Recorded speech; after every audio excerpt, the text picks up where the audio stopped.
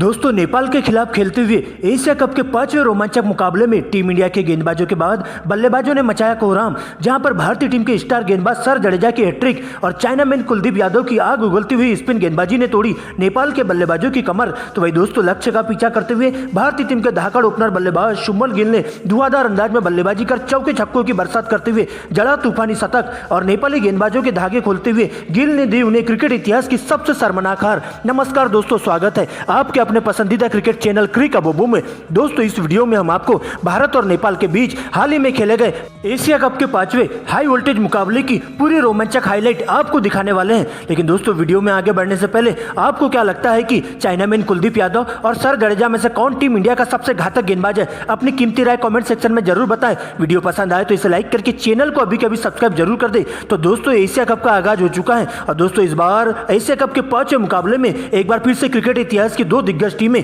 भारत और नेपाल का आमना सामना हुआ था, जहां पर दोस्तों यह मुकाबला एक बार फिर से कैंडी स्थित पल्ले केले स्टेडियम में खेला गया, जहां पर टीम इंडिया की कमान रोहित शर्मा तो ही नेपाल के लिए रोहित पौडेल कप्तानी करते हुए देखे गए थे। दोस्तों इसके बाद दोपहर 3 बजे से मुकाबले की शुरुआत होती है, सिक्का उछाला जाता है और सीधा भारतीय टीम के कप्तान रोहित शर्मा के पक्ष में जाकर गिरता है, जहां पर रोहित शर्मा टॉस जीतकर पहले गेंदबाजी तो वही नेपाल की टीम को बल्लेबाजी करने का न्योता दिया जाता है। दोस्तों इसके बाद दोनों ही टीमों का नेशनल एंथम के बाद मुकाबले की शुरुआत होती है, जहां पर दोस्तों नेपाल के लिए कुशल भुर्तेल और आसिफ शेख पारी की शुरुआत करने के लिए मैदान पर आते हैं, जिनके कंधों पर टीम को ठोस शुरुआत देने की जिम्मेदारी होती है। तो वही दोस्तों भारतीय पारी के लिए टीम के विकेट टेकर गेंदबाज जसप्रीत बुमराह पहले ओवर की गेंदबाजी करने आते हैं, जहां पर उनका सामना होता है कुशल भुर्तेल से और इसी ओवर में जसप्रीत बुमराह घातक गेंदबाजी करते हुए 2 सिंगल की मदद से मात्र 2 रन देते हैं। दोस्तों इसके बाद दूसरे ओवर की गेंदबाजी करने के लिए हार्दिक पांड्या मैदान पर आते हैं, जहां पर उनका सामना होता है आसिफ शेख से और सबसे पहले हार्दिक पांड्या की इसी ओवर की चौथी गेंद पर करारा प्रहार करते हुए 4 रनों से पारी की और खुद की शुरुआत करते हैं और दोस्तों अंतिम गेंद पर सिंगल लेकर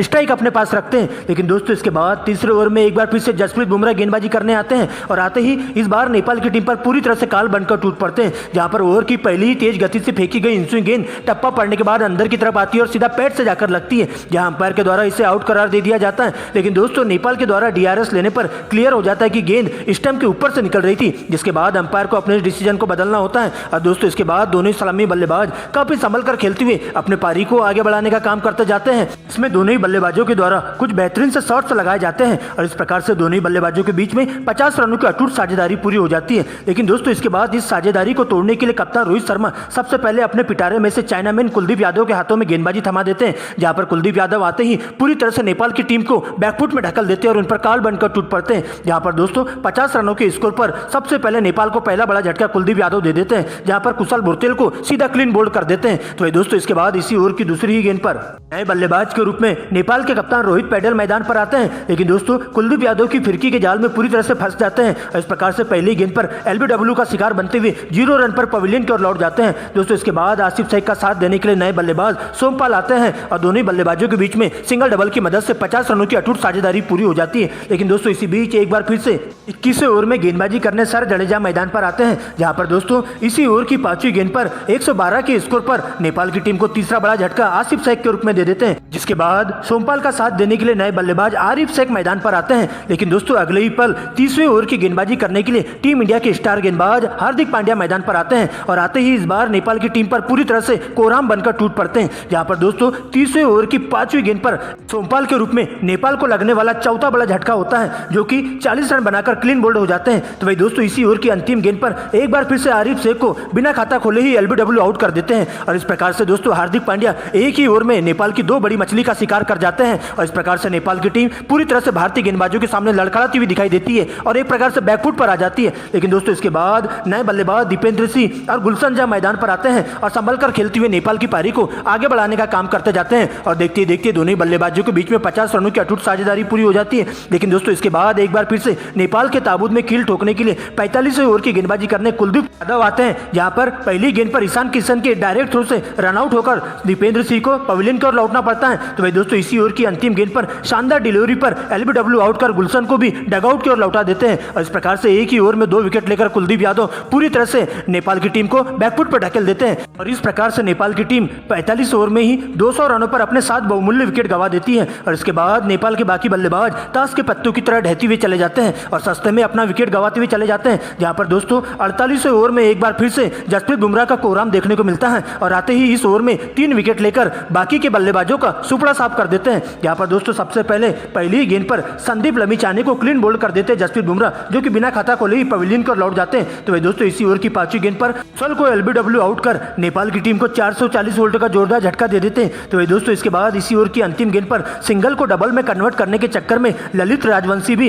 रनआउट का शिकार हो जाते हैं, जहां पर दोस्तों विकेट कीपर ईशान किशन के द्वारा डायरेक्ट थ्रो लगने से राजवंशी को 2 रनों के निजी स्कोर पर पवेलियन की ओर लौटना पड़ता है। और इस प्रकार से जसप्रीत बुमराह एक ही ओवर में 3 विकेट लेकर बाकी के बल्लेबाजों को पूरी तरह से निस्तेनाबूद करते हुए नेपाल की टीम को 210 रनों पर ही ऑल आउट कर देती है और टीम इंडिया को 211 रनों का विशाल टारगेट दिया जाता है, जहां पर दोस्तों जसप्रीत बुमराह के खाते में 3 विकेट तो वही हार्दिक पांड्या के खाते में 2 विकेट जाते हैं, जबकि दोस्तों चाइनामैन कुलदीप यादव 4 विकेट और सर जडेजा के खाते में 1 विकेट जाते हैं। दोस्तों इसके बाद भारतीय पारी का आगाज करने के लिए टीम के 2 धाकड़ ओपनर बल्लेबाज कप्तान रोहित शर्मा और सलामी धाकड़ बल्लेबाज शुभमन गिल मैदान पर आते हैं, जिनके कंधों पर टीम इंडिया को ठोस शुरुआत देने की जिम्मेदारी होती है। तो वही दोस्तों नेपाल के लिए पहले ओवर की गेंदबाजी करने के लिए तेज गेंदबाज गुलशन जहाँ आते हैं, जहाँ पर रोहित शर्मा पहली ही गेंद पर फाइन लेग की दिशा में जोरदार चौके से उनका स्वागत करते हैं। तो वही दोस्तों दूसरी गेंद पर सिंगल लेकर शुभमन गिल को स्ट्राइक देते हैं, जहां पर शुभमन गिल अंतिम की 2 गेंदों में back to back 2 cover drive लगा देते हैं और इस प्रकार से टीम इंडिया एक ओवर की समाप्ति पर बिना विकेट गंवाए स्कोर बोर्ड पर 13 रन बना लेती है। लेकिन दोस्तों इसके बाद दूसरे ओवर की गेंदबाजी करने के लिए करण केसी टीम इंडिया पर काल बनकर टूट पड़ते हैं और आते ही टीम इंडिया की बैक टू बैक 2 विकेट लेकर टीम इंडिया की 2 बड़ी मछली का शिकार कर जाते हैं। जहां पर दोस्तों सबसे पहले दूसरे ओवर की पहली गेंद पर अच्छी लाइन में दिखाई दे रहे कप्तान रोहित शर्मा को सीधा क्लीन बोल्ड कर देते हैं, जो कि मात्र 5 रन बनाकर पवेलियन कर लौट जाते हैं। दोस्तों इसके बाद शुभमन गिल का साथ देने के लिए विराट कोहली मैदान पर आते हैं, लेकिन दोस्तों विराट कोहली भी इसी ओवर की दूसरी गेंद पर एक बार फिर से करण केसी की घातक गेंदबाजी का शिकार हो जाते हैं और इंस्विंग गेंद पर क्लीन बोल्ड हो जाते हैं और इस प्रकार से एक ही ओवर में 2 विकेट गिरने से टीम इंडिया पूरी तरह से मुश्किल में आ जाती है। लेकिन दोस्तों दूसरे छोर से अभी भी शुभमन गिल अंगद की तरह डटे हुए रहते हैं और अब उनका साथ देने के लिए विस्फोटक बल्लेबाज श्रेयस अय्यर मैदान पर आते हैं। लेकिन दोस्तों तीसरे ओवर की गेंदबाजी करने के लिए तेज गेंदबाज सोमपाल आते हैं और आते ही पहले ही वाइड जाती हुई गेंद पर छेड़ने के चक्कर में श्रेयस अय्यर सीधा विकेट कीपर के द्वारा बेहतरीन कैच के माध्यम से पवेलियन की ओर लौट जाते हैं, जहां पर श्रेयस अय्यर बिना खाता खोले ही डगआउट की ओर लौटते हुए गुस्से में आग बबूला हो जाते हैं। लेकिन दोस्तों इसके बाद शुभमन गिल का साथ देने के लिए विकेट कीपर बल्लेबाज ईशान किशन मैदान पर आते हैं और दोनों ही बल्लेबाज सिंगल डबल के माध्यम से संभल कर खेलते हुए भारतीय पारी को आगे बढ़ाने का काम करते जाते हैं और अच्छी गेंदों को छोड़ते हुए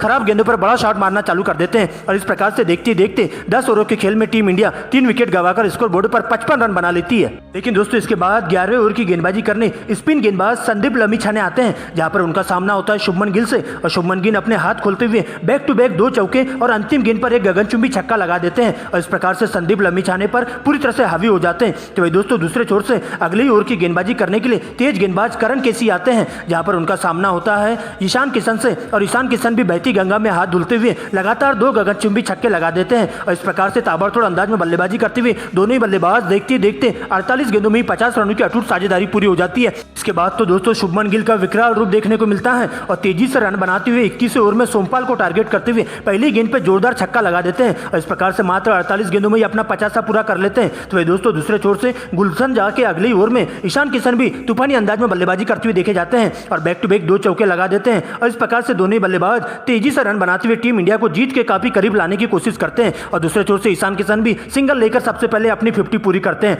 और इसके बाद दोनों बल्लेबाज यही नहीं रुकते हैं, अपने अंदाज में बल्लेबाजी करते हुए टीम इंडिया के लिए बहुमूल्य रन जोड़ते हुए जाते हैं और धीरे धीरे दोनों ही बल्लेबाज अपने अपने शतक के काफी करीब पहुंचने लगते हैं। यहाँ पर दोस्तों दोनों ही बल्लेबाज लगातार स्ट्राइक रोटेट करते हुए नेपाल के स्पिन गेंदबाजों के साथ साथ तेज गेंदबाजों पर पूरी तरह से हावी होते हुए उनके धागे खोलना शुरू कर देते हैं। लेकिन दोस्तों इसी बीच एक बार फिर से 31वें ओवर में सबसे पहले गुलशन झा की पहली गेंद पर करारा छक्का लगाते हुए शुभमन गिल ताबड़तोड़ अंदाज में बल्लेबाजी करते हुए गेंद को दर्शक दीर्घा में 6 रनों के लिए भिजवा देते हैं और इस प्रकार से मात्र 90 गेंदों में ही अपना शतक पूरा कर लेते हैं। लेकिन दोस्तों इसके बाद गुलशन झा शानदार तरीके से कमबैक करते हैं और तेज गति से फेंकी गई इंस्विंग गेंद टप्पा पड़ने के बाद सीधा अंदर की तरफ आती है और शुभमन गिल के ऑफ स्टंप को उखाड़ते हुए चली जाती है और इस प्रकार से शुभमन गिल 100 रन बनाकर पवेलियन की ओर लौट जाते हैं। दोस्तों इसके बाद ईशान किशन का साथ देने के लिए नए बल्लेबाज के रूप में हार्दिक पांड्या मैदान पर आते हैं, जिसके बाद दोनों ही बल्लेबाज संभल कर खेलते हुए और कोई विकेट गंवाए बिना अच्छी गेंदों को छोड़ते हुए खराब गेंदों पर बड़ा शॉट मारना चालू कर देते हैं और लगातार स्ट्राइक रोटेट करते हुए टीम इंडिया को जीत के दहलीज के काफी करीब पहुंचा देते हैं और इस प्रकार से